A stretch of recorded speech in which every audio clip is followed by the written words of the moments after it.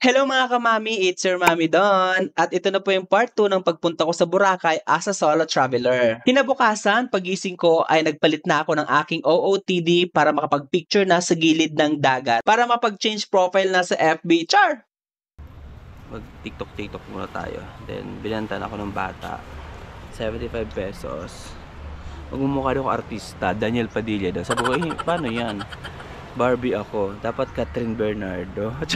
Marami nga nagtatanong, sino daw ba ang nagpipicture sa akin? Kasi mag-isa lang naman daw ako. Ito na ang sikreto ko, ang aking malakasang tripod. Dinala ko talaga to pang malakasang tripod ko na to kasi nakakaya naman makisuyo sa ibang tao na picturean ka. Pero yung mga local dito, nag-o-offer sila na pipicturean kanila. Pero syempre, may bayad yun. Naglakad ako papuntang grotto, makikita siya sa Station 1. Sa mga hindi pa nakakapunta sa Boracay, yung White Beach ng Boracay ay meron 3 station. Station 1, 2, and 3. Kahit nasa Station 3 ka nag-stay, pwede mo lakarin hanggang Station 1, kaso nakakapagod. Yung pinang-rason bakit ako mag-picture dito sa grotto ay dahil sa tropa kong si Chong. Siya kasi ang gumawa ng napakaganda kong hair braids. Kaya kung gusto nyo napakaganda at napakapulido na hair braids, PM nyo lang yung page niya. At kung napansin yung bagong tattoo ko sa dibdib na napakaganda at napakapulido, straight na straight, PM nyo naman ang aking tropang si Ian sa kanyang page. Hindi kayo magsisisi sa ibabayad nyo sa dalawang yan. After ko sa grotto ay nagpalit na ako ng aking rash guard at nag-apply uli ng sunblock. Kasi ang activity ko today ay island hopping. Habang nag-aantay ng aking bangka ay kumain muna ako ng almusal.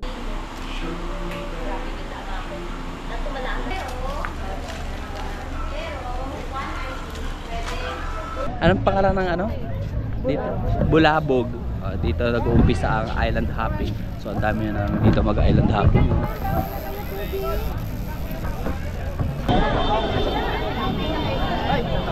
Itong dalawang tao na nasa likod ko ay si Althea at si Sai. Hindi pa kami magkakilala niyan, pero sa dulo magkakilala kami niyan. Tapos ito nakatuwalya sa leeg ay si Philip. After makompleto yung 40 packs ay pupunta na kami sa bangka.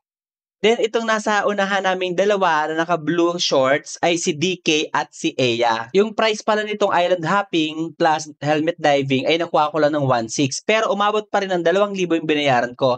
Kasi sa unang snorkeling, magbabayad kami ng 100 pesos. Then, yung sa Crystal Cove, may entrance na 300 pesos. Kaya, naging 2,000 din.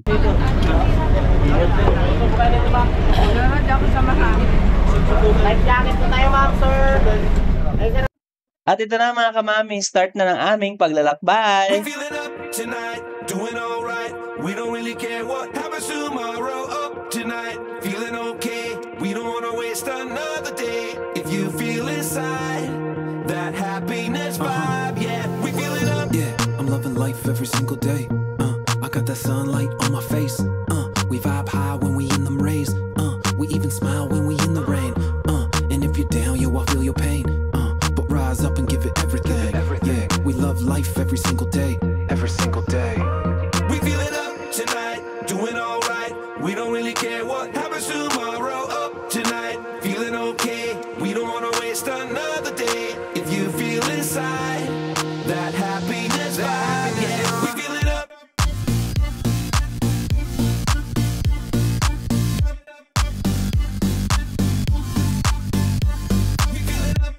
Dito na kami sa Puka Beach. Yeah, kanya-kanyang babaan na. Bumaba kami dito sa Puka Beach for 30 minutes. Dahil sobrang init, bumili ako ng ice cream. Alam nyo ba yung cornetto na yan? 100 pesos yan dito. Yung mga activity dito sa Puka Beach, pwede kang mag-crystal kayak, pwede kang magpa-braid, at pwede kang magpa-picture dun sa buhangin na may nalagay Puka Beach. Inaalok nga ako nila dito na mag-crystal kayak, kaso sabi ko ayoko dahil hindi ako nakaputi. Dahil meron ka akong OOTD, pero bukas ko na ako gagawin sa Station 2. Ang dami nagpa-picture sa Puka Beach Sand. Kaya, mo tayo. Selfie na lang tayo. Kuha tayo ng video. Dahil wala akong masyadong maisip na gagawin, lumangoy-langoy na lang ako.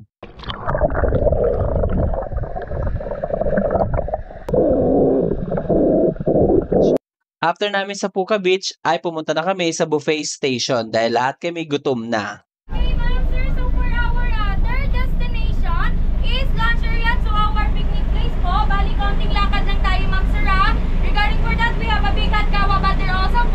Pwede po tayo mag-picture taking pagkatapos po kumain. Magbigay lang po tayo ng tip sa Kawabat.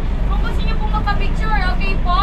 And then, regarding for for 45 minutes to 1 hour only. Sisigaw ako mamaya ng Darna ulit. Or name ng boat, Judge. Pag time is up na po. Bawal po ang diet. Bawal din po ang Sharon. If you're eating po, kindly take off your leg jackets na lang po. Itong lunch buffet ay kasama na sa package. Nasa 8 minutes din yung paglalakad namin. Only yung pagkain, pwede ka umulit hanggat gusto mo. Pagkatapos ng ilapag yung gamit ko, pumunta na ako sa buffet station.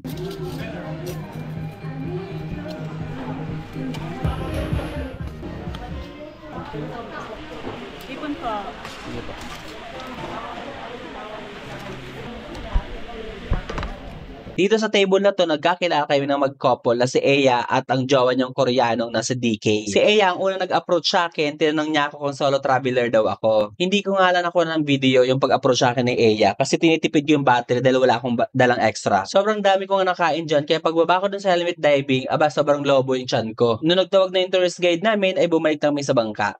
Next destination nga namin ay ang Crystal Cove. Dito na nga kami nagkakilanlan nila Eya at ang kanyang jowang Koreano at sila Althea and Sai. Pati na rin si Philip. At ang kasama niya is solo traveler din na Koreano. Pito nga lang kaming bumaba dito kasi may bayad ang pagpasok dito sa Crystal Cove. 300 pesos each. Gagawa na nga lang ako ng separate video namin dito sa Crystal Cove kasi medyo malawak at mahaba yung video namin dito. After namin dito sa Crystal Cove ay binaba na kami ni Philip sa helmet diving kasi kami na lang dalawa mag-a-avail ng helmet diving. Yan pala yung helmet na ipapatong sa amin sa ilalim ng dagat. Binibriefing kami ni Kuya sa mga hand signal para pa nagka-problema sa ilalim ay hindi kami malulunod. By the way mga kamami, nakagawa na pala ako ng separate video nitong helmet diving namin. Mas nauna ko pa siyang i-upload. Watch nyo na lang.